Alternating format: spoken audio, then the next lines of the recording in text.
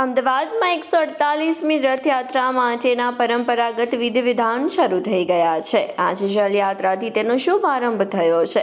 સવારે 10 વાગ્યે ભગવાનનો મહાજળાભિષેક કરવાનું શુભ મુહૂર્ત હતું અને બપોરે 12 વાગ્યે મંદિર પરિસરમાં મહાપ્રસાદનું આયોજન કરાયું હતું। ભગવાન જગન્નાથજીના મંદિરેથી 14 ગજરાજ, 108 કળશ, ધજા પતાકા સાથે સજ્જ ભક્તો અને ઢોલ નગારા અને કરતબો સાથે જળયાત્રા સાબરમતી નદી કિનારે જવા નીકળી હતી। આ અવસરે ગૃહમંત્રી શ્રી હર્ષ સંઘવી મંદિરે પહોંચ્યા હતા। ત્યારબાદ ભૂદરના આરે જળયાત્રા પહોંચતા ભવ્ય સ્વાગત કરાયું હતું અને સાબરમતી નદીમાં પહેલા ગંગા પૂજન કરવામાં આવ્યું હતું। નદી તટ પર બ્રાહ્મણો અને ઉપસ્થિત સંતો દ્વારા પૂજા અર્ચના કરવામાં આવી હતી। ત્યારબાદ 108 કળશને બોટ દ્વારા નદીમાં લઈ જવાયા હતા, જ્યાંથી સાબરમતી નદીનું પાણી લાવવામાં આવશે।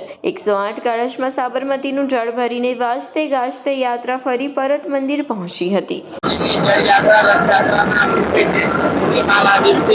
આ મહોત્સવ મનાવવામાં આવતો હોય છે અને આ મહોત્સવમાં અનેક સંતો, મહંતો, ભક્તોની મહાનુભાવોની ઉપસ્થિતિમાં 108 કળશમાં જળ લાવી ભગવાનને જેસા અભિષેક સ્નાન કરાવવામાં આવતો હોય છે અને આ જળયાત્રા મહોત્સવની વર્ષોથી પરંપરા રહેલી છે।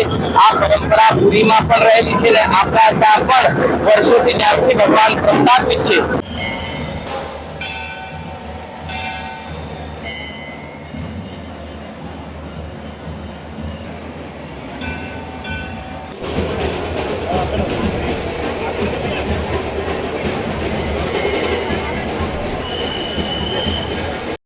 કર્ણાવતી નગરમાં આજે સાબરમતી નદીના તટ ઉપર જેમ હરિદ્વારમાં ગંગાજી નાદેયો પરમાત્માને કહીએ કે પ્રભુ મારા અંતરાત્માને દિવ્ય શાંતિ અર્પણ કરો, જેથી હું આપની આ પૂજામાં તન મન અને ધનથી લાભ લઈ શકું।